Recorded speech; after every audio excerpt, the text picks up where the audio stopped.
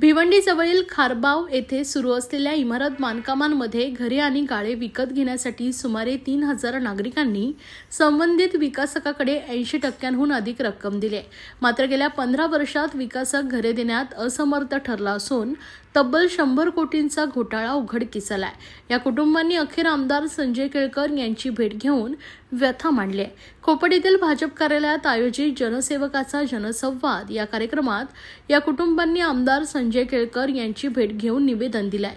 सन 2011 ते 2017 या काळात बिल्डर श्री महावीर पटवा आणि कन्स्ट्रक्शन कंपनी मार्फत भिवंडीजवळ खारबाव आणि पायेगाव येथे इमारत बांधकाम सुरू होतं। कमी दरात घरे आणि दुकानाचे गाळे देण्याचं आमिष विकासकाने दाखवल्याने मध्यमवर्गीय आणि गरजू कुटुंबांनी 80% रक्कम जमा केली आहे। मात्र त्यांना घरे मिळाली नाही। दरम्यान विकासकाने बनावट शासकीय कागदपत्रे करून बांधकाम केल्याचं स्पष्ट झाल्याने 2015 साली जिल्हाधिकारी कार्यालयाकडून या बांधकामावर कारवाई करण्यात आली आहे। आर्थिक गुन्हे शाखेच्या माहितीनुसार या प्रकल्पात सुमारे 3,000 नागरिकांनी 100 कोटींहून अधिक रकमेची फसवणूक झाल्याचं सांगितलंय। या विकासकावर गुन्हे दाखल करून त्याची मालमत्ता ताब्यात घेण्यात आली असली तरी फसवणूक झालेल्या कुटुंबांना त्यांचे पैसे परत मिळाले नसल्याने ते हवालदिल झालेत। याबाबत आमदार संजय केळकर म्हणाले, या प्रकरणात फसवणूक झालेल्या तक्रारदारांना अद्याप पब्लिक प्रोसिक्युटर देण्यात आलेला नाहीये। विकासकाची मालमत्ता विकून त्यातून नागरिकांचे पैसे लवकरच मिळावेत यासाठी मी पाठपुरावा करणार आहे। जोपर्यंत त्यांना न्याय मिळत नाही तोपर्यंत मी त्यांच्या पाठीशी ठाम उभा राहणार आहे, असं केळकर यांनी म्हटलंय।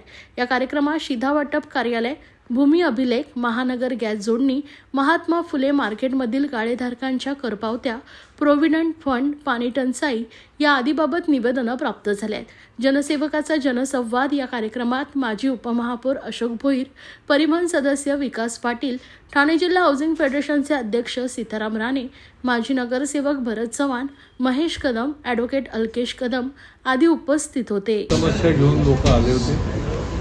गॅस कनेक्शन पासून ते पाण्याची व्यवस्था BSOP धर्मवीर मध्ये झाली पाहिजे त्याच्यापासून ते निरनिराळ्या इमारती दुरुस्ती, पण सर्वात महत्त्वाचं म्हणजे फसवणुकीच्या केसेस जास्ती आल्या आणि त्याच्यामध्ये एक ज्यांनी पैसे बाय चेक दिलेले होते तर त्याला 5 वर्ष झाली रखडलं होतं।